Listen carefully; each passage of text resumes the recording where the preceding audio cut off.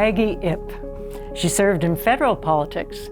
As a councillor in municipal government, she founded and chaired Success, one of Vancouver's very first service organizations dedicated to immigrants. Maggie Ip has always been a bridge, an influencer. Thank you, Maggie, for sitting with us and having this conversation. Oh, it is lovely to have the opportunity to sit down face to face with you, because we often meet in the big crowd, but this is great. You are one of the perfect immigrant stories in terms of success. You were born in Shanghai? Yes, I was born in Shanghai. So as an immigrant to Canada, was it easy or were there challenges? Being a student at university for the first few years, I must say that was probably an easier way to integrate, because at the university environment, people are probably quite open and friendly, and life is very simple. Study, and we also had part-time work. At that time, a foreign student was able to get a part-time job. And when I arrived at Ottawa U, and then I started to talk to many of the students there, they all had a part-time job. I said, wow. So I also had a part-time job, working Friday night and also Saturday. So the adjustment was pretty easy for us. And so you not only stayed beyond your student visa, you came to Vancouver. Why Vancouver? I found that Vancouver very, very diverse, of course. Chinatown was really quite excited to see, because all the neon lights and all the restaurants and the activities, all the stores. So I thought, oh this is a very nice place to live. So you came to Vancouver in the 60s, 73. By that time, you realized that some immigrants to Canada were not having as easy a time as you did.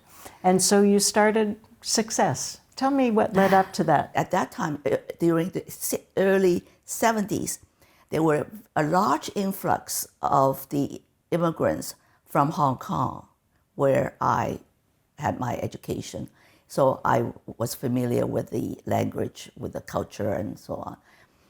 And many of them, these immigrants were very different from the early immigrants from China. And these are the immigrants who have lived in very cosmopolitan cities for a long time, and also they were quite educated, and then many of them, they had professional training before, and also some of them, they do bring some capital.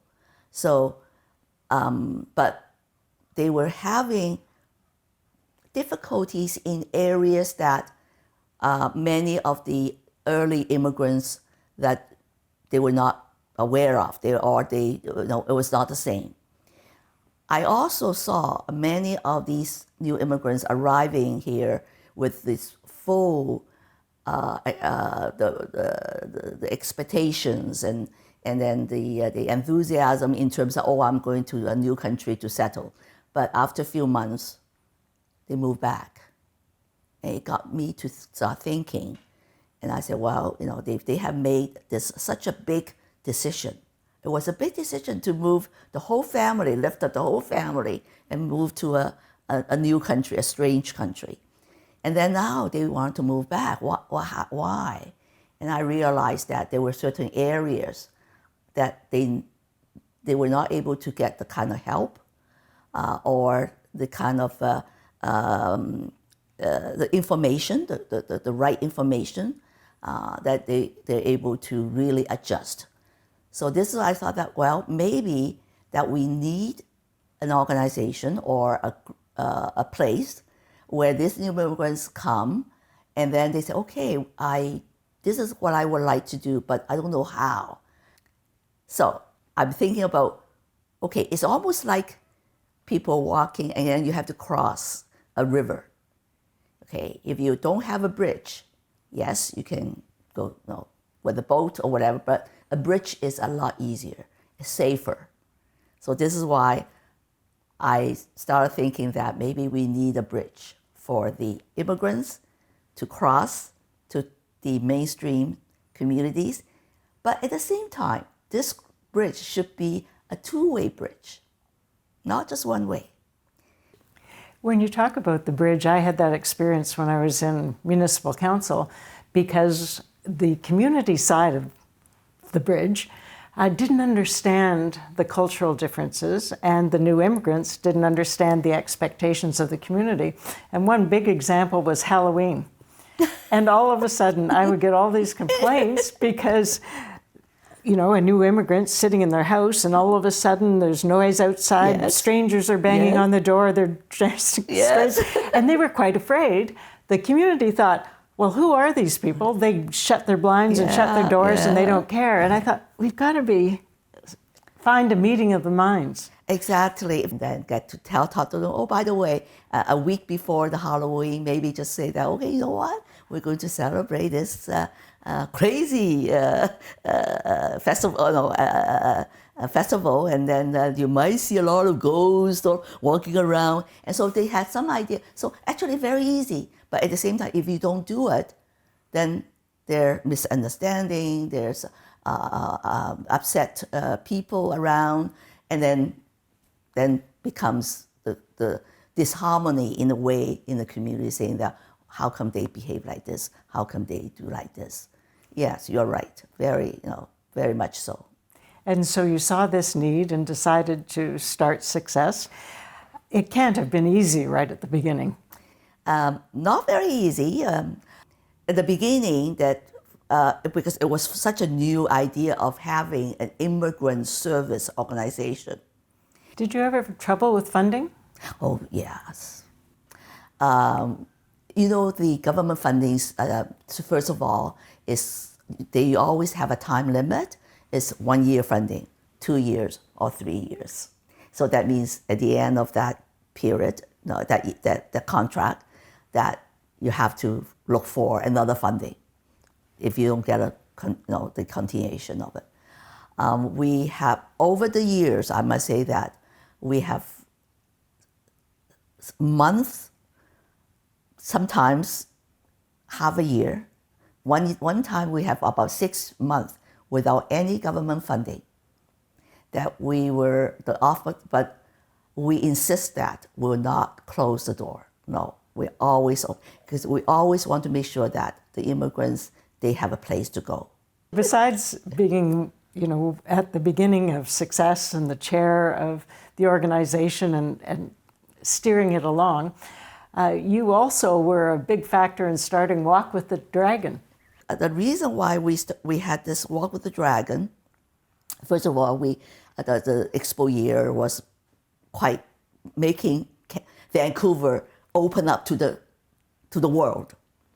And then with the new immigrants, that we also find out that many of them, they didn't really go out of their home a lot. So we thought that, okay, maybe we should have an event that actually bring the new immigrants out. And then also fundraise money.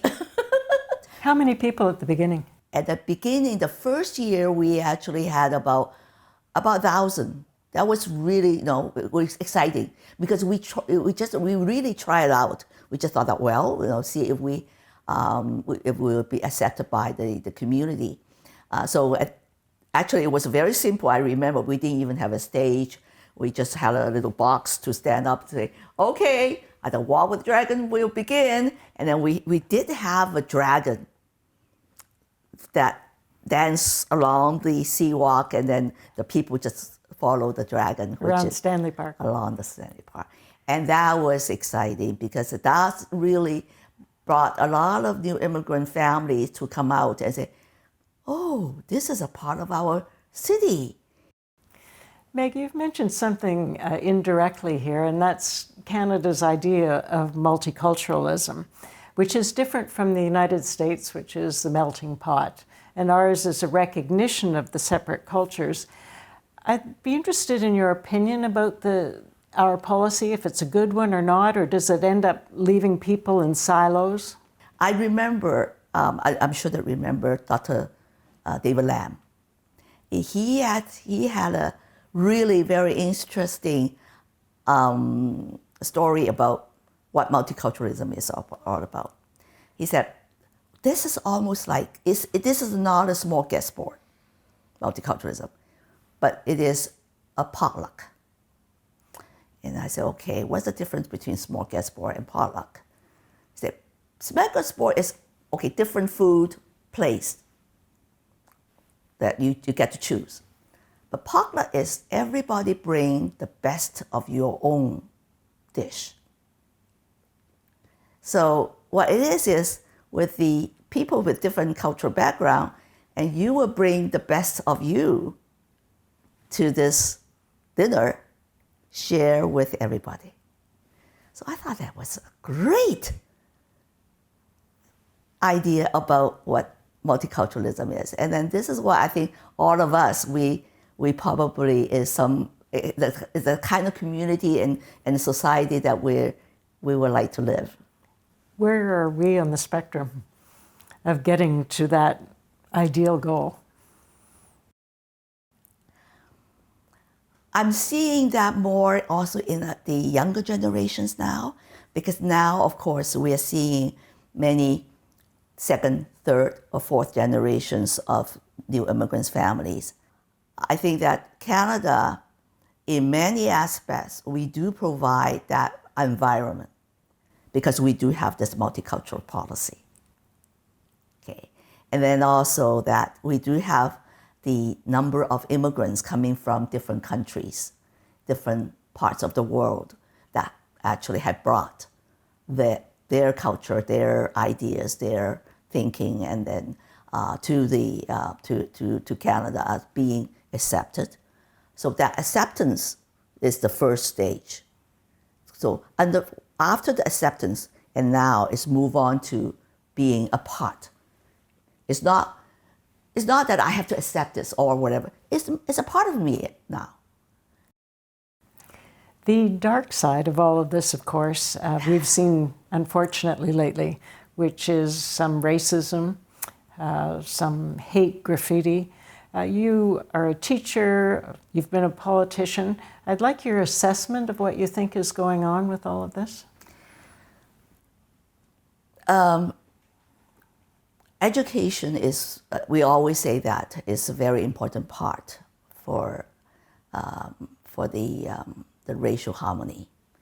Unfortunately, that there are areas that the education is has not been able to make it very effective in a way that history has not been taught, in a way that the whole acceptance, the whole multicultural, the philosophy that builds in.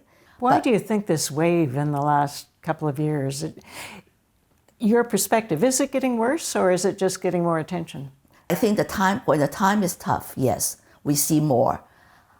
The community probably need to be more proactive in a way. Well, at the beginning of COVID, with the initial discussion about whether it came from China, it was very upsetting to see the graffiti, for instance, along Robson Street. This is what I think that when leaders and politicians talk in the public, talking about, for example, naming the virus China virus or Wuhan virus or whatever, I think that unfortunately we have leaders who come out with what kind of statements, or the media is blowing up this kind of, that causes some of the graffitis and also even violent, which of course should never be been accepted or condoned at all. I think that my feeling is that we probably would not react very swiftly and properly to deal with those cases. I think that should be done right.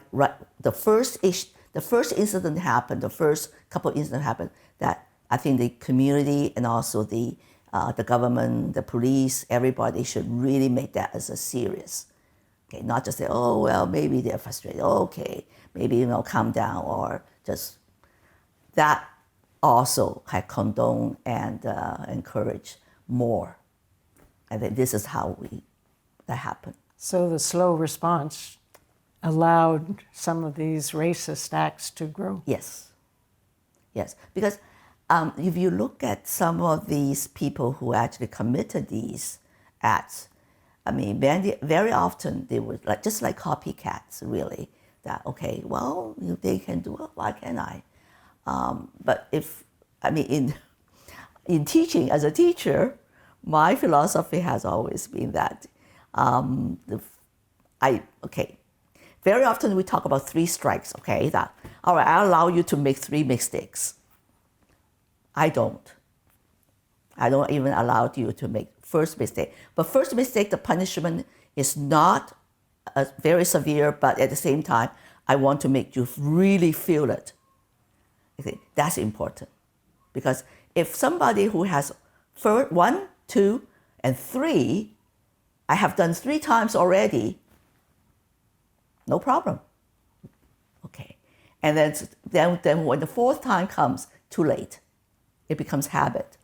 And this is why in teaching, we don't like to allow students to build up their bad habits. Yes, and also I also feel sorry for those people actually did it. I remember when I was on the council during the 90s. At that time,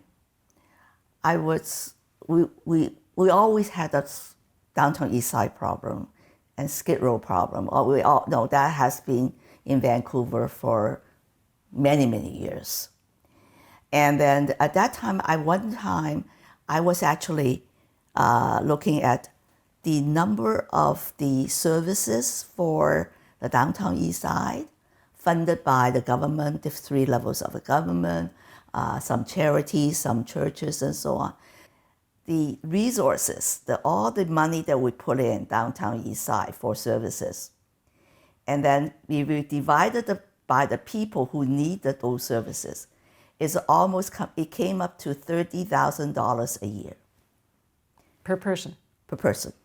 But somehow if we can coordinate all the services, and then it's almost like the idea about if you want to help somebody, you don't just give them fish, but give them a fish rod. That means they're able to go out and fish themselves. That means being independent or becoming able to support themselves.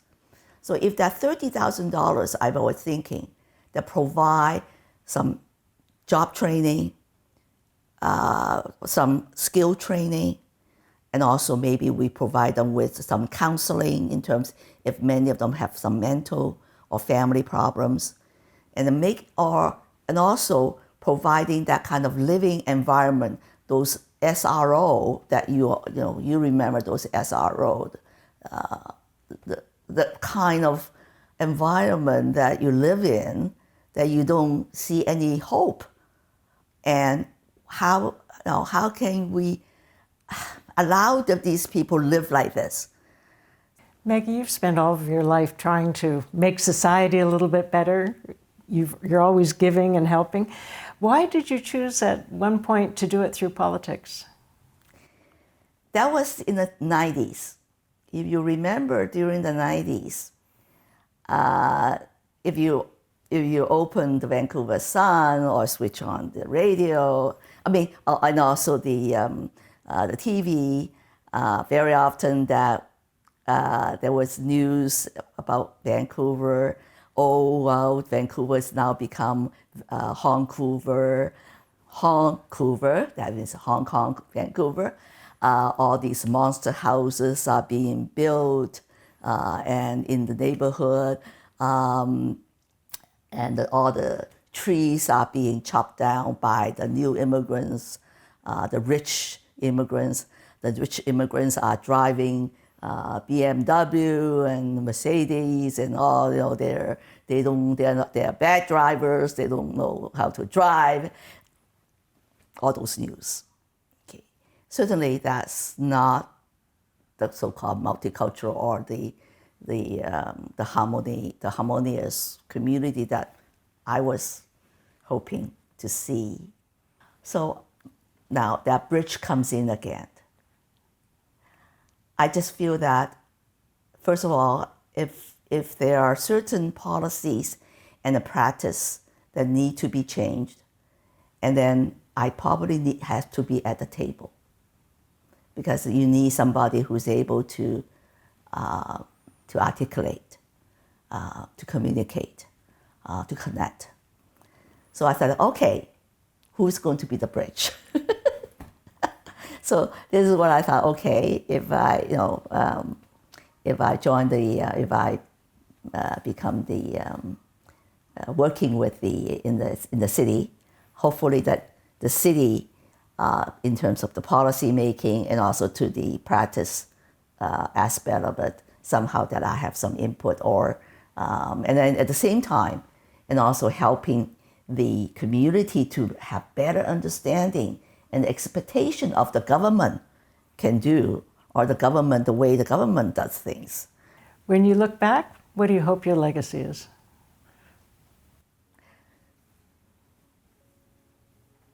I never thought about this. Legacy? And, well, hopefully that people say, oh, Maggie, yep, okay, I know her.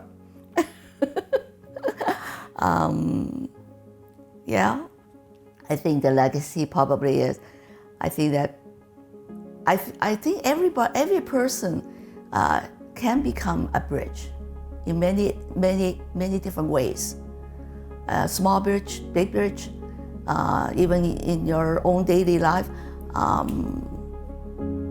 When your kids' school, for example, you can be a bridge in the school community when a part of it. I think I like bridges. You certainly have been that. Thank you, Maggie. Thank you. Talking to you. Maggie Yip, a BC legend.